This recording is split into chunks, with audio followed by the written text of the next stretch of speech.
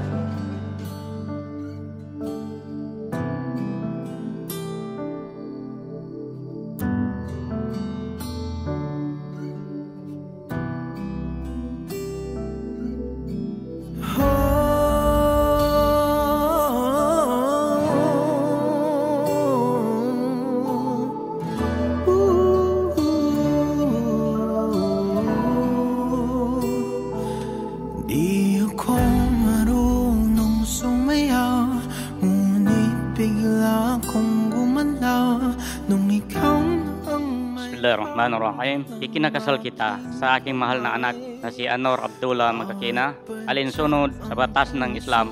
Bismillahirrahmanirrahim. Opo, tinatanggap ko po bilang asawa si Anor Abdullah Magkakina, alinsunod sa batas ng Islam.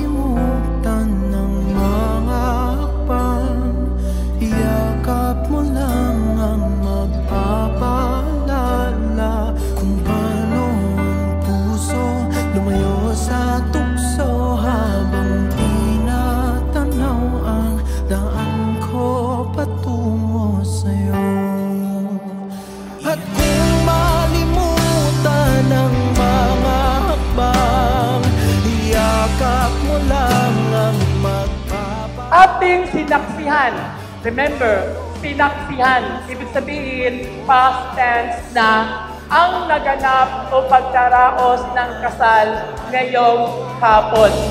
Sa'yo, tayo'y lalayo patungo sa ibang mata.